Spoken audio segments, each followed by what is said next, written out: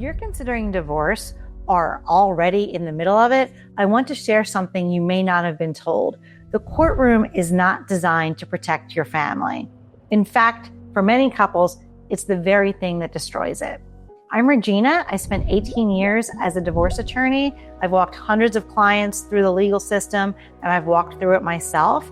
And I saw up close how much damage it does to families who didn't belong there. That's why I left litigation behind and I created a different path.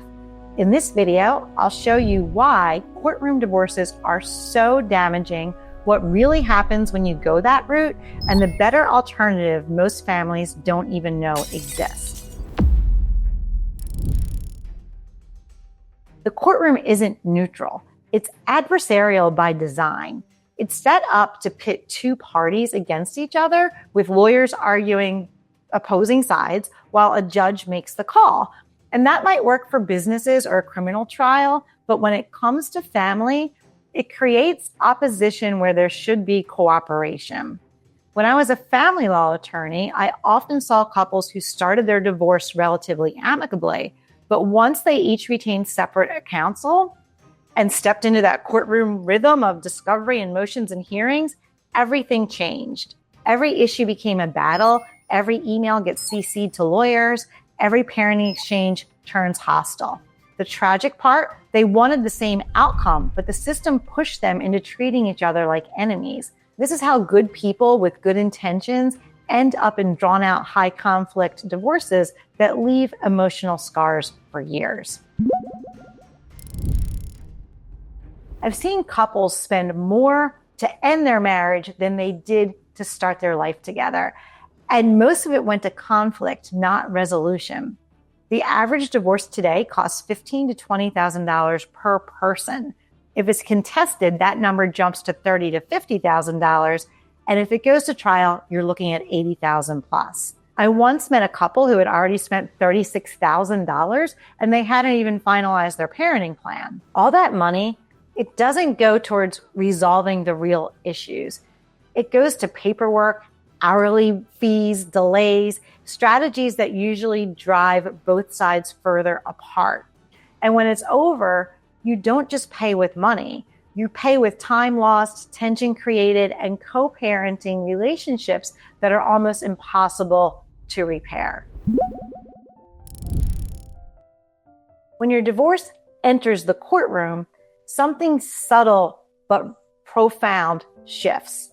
You lose control. Your future is no longer something you and your spouse decide. It now rests in the hands of a stranger in a black robe, someone who doesn't know your children's personalities, the sacrifices you've made, or the life you're trying to preserve. I've watched a judge make a custody ruling in under 15 minutes, not because parents were unfit, but because the court was behind in the schedule and they needed to move on. I've seen a family home ordered to be sold, even though both parties agreed they wanted one parent to stay, just because the lawyers and court insisted the home couldn't stay in joint names. I've seen cookie-cutter parenting plans imposed that left both parents feeling resentful and disempowered, not because it was the right outcome, but because the system doesn't have the flexibility to consider the reality of your family's actual schedules and needs. These aren't rare exceptions. They're common outcomes in a system that's built to resolve disputes, not understand families.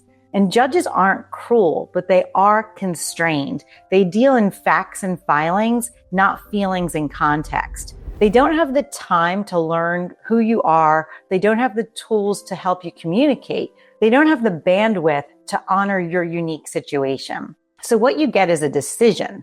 And often that decision feels arbitrary, impersonal, and painfully permanent. It's not the divorce itself that harms children. It's the conflict that comes with it. A study from the University of Virginia found that children exposed to high conflict divorces were significantly more likely to experience anxiety, depression, and difficulty in relationships well into adulthood. Not because their parents split, but because of how the split was handled.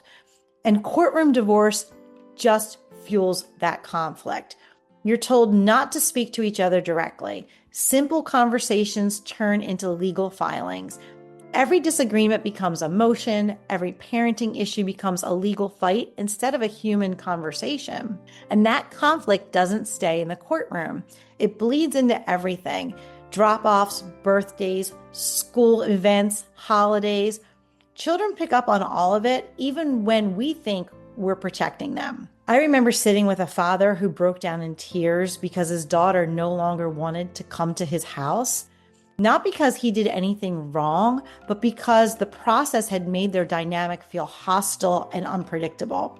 She felt caught in the middle. The tension, the cold exchanges, the stress, it was just too much. So she pulled away, not because he failed her, but because the system failed them. That's the cost no one talks about.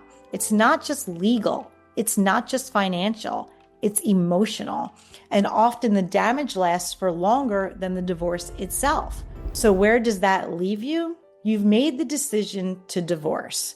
You want to protect your children, your finances, and your sanity. But now you're standing at a crossroads. You can go down the traditional path, the one that, so often leads to conflict, chaos, and a legal system that doesn't see your family for who you truly are. Or you can choose a different way forward, one that's designed to preserve your values, your voice, and the future you're trying to build. Let me show you what that looks like. Look, deep down, no matter the hurt and pain, you don't want to destroy each other. Yes, you're sad. Yes, you're overwhelmed. You're trying to navigate something that feels impossible. But what you really want is to move forward with dignity. You've built a home, a family, a shared history. And even if you're ready to part ways, you don't want to burn it all down just to get there. Divorce doesn't have to mean destruction. It doesn't have to be a war. It doesn't have to make enemies out of people who once built a life together. With the right process, you can separate with clarity, compassion, and confidence, and you can protect what you've built and preserve your ability to co-parent, to heal, and to rebuild. Take my clients, Meredith and Tom. They had about $1 million in assets and 3 kids, 2 in high school, 1 in middle school. They knew their marriage had shifted and they'd been living more like roommates for a while, but they didn't want their divorce to disrupt their children's lives. So they made a powerful decision. They rented a shared apartment for a year so that their kids could stay in the family home without upheaval. Even with a complicated financial picture, they had property, retirement accounts, they had to figure out alimony and child support. We helped them resolve everything through our process in just 6 months. No court, no litigation, no prolonged battles or runaway legal fees. And the money they saved by avoiding the traditional system, it easily covered the cost of the apartment, giving them the ability to keep their kids first while protecting their financial future. That's the kind of transition this process makes possible. And it's exactly why I created something different, because most people don't realize until it's too late, you don't have to go to court to get divorced. But that doesn't mean you should just Google a local mediator and hope for the best. My team and I have developed a specific, proven process, one that's structured, guided, and designed for couples who want to divorce with respect, not regret. This isn't generic mediation. It's not one size fits all.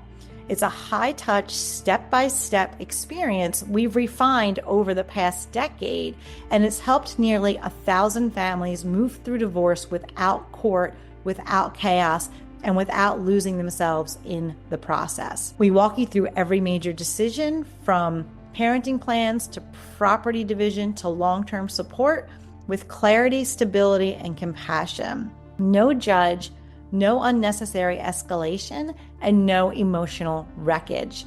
Just a clear, respectful path forward led by people who know what's at stake and know how to protect it. If you want to learn more about the process I just described, step by step, start to finish, I detail it in a free 15-minute video linked below. And if you want to hear what I've learned from working with over 1,700 divorcing couples, their patterns, mistakes, and the surprising truths, watch this video next.